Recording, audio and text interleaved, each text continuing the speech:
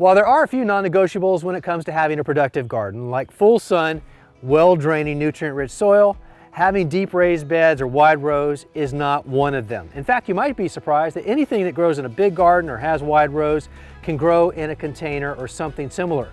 So in this video, let's talk about some of the alternatives to those more traditional routes.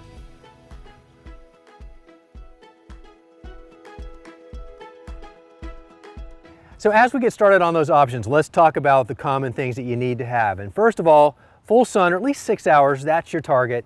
And you want really good, well-draining soil that's nutrient rich. But if you have that, you're off to a very good start. So if you think that you don't have enough room to have a productive edible garden, think again. Even a small grow bag like this one right here is only 7 gallons, and it is growing a full-size indeterminate tomato. Now, it's only been in here about a month, but you can see how well it's doing, along with some tomatoes already forming. So that's a grow bag, and we'll talk more about those in a second. But even something as simple as the standard 5-gallon bucket. Now, who doesn't have one of these laying around? And if you don't, you can buy these for next to nothing, under $5 for sure, pretty much anywhere you go. But this is great because it's very deep. In fact, this is deeper than most raised beds. So you're off to a good start there. It's plenty deep enough because you do want to have enough room for those roots to at least go down. Now, if you're wondering if you need more room for them to grow out, don't worry about that with edibles because they're only going to be in a growing environment for several months. And by that time, they probably haven't even reached the edge. And if they do, they don't need to go much further than that. So a 5-gallon bucket really is good. Now, let's keep in mind, a bucket is made for holding liquid, not leaking.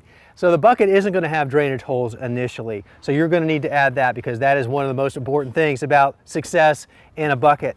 And of course, all you need to make those holes is a drill with a big bit.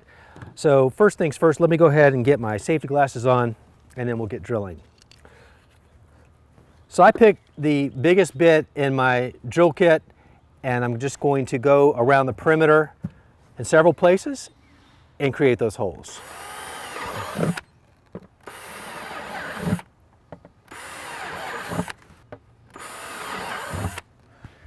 So there we have it. That's 5 holes, and that's plenty. If you want to go with more, that's fine too.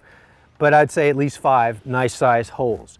And then the other thing you want to make sure that you have in your bucket or any container for that matter is some really good quality potting mix or container mix. Either one, and then really they're going to look pretty much the same.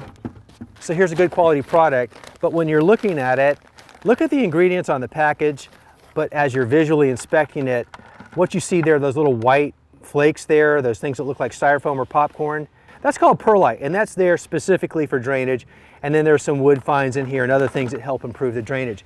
But well-draining, high-quality, nutrient-rich soil will really get your plants off to a good start and keep them growing strong. So those are the two things, good drainage and really high-quality soil that drains well. That's what you want to focus on. And of course, good sun. Containers are just fancy buckets when you think about it. But unlike buckets, you have many more options for the material, shape, and size, from inexpensive terracotta to fancy ceramics, metal, and even repurposed items work.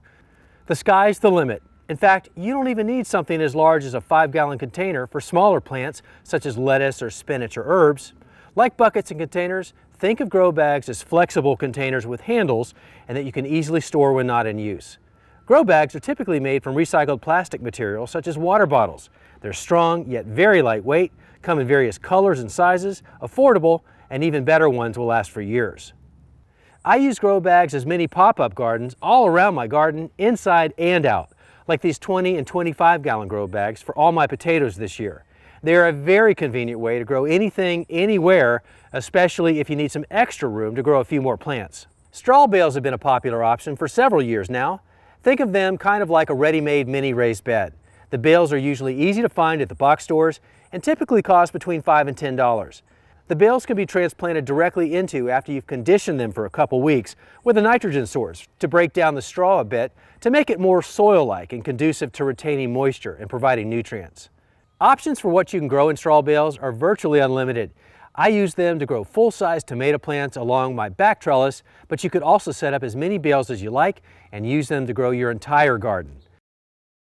And perhaps the easiest option of all is the soil bag itself. Now, whether it's an upright bag like this, which is very convenient, looks like a container, or the traditional bag laying on its side, cut it open, but it already has the soil in it. The plastic will help keep the soil warm to get your seeds or your seedlings off to a fast start. And as long as you poke holes in the bottom for drainage, you have everything you need right there in that bag. And that's as easy as it gets. But there you have 5 simple alternatives that are easy, effective, and affordable to the raised bed options or the in-ground beds. And I am sure that you will find success and very happy with whatever you decide. Happy gardening.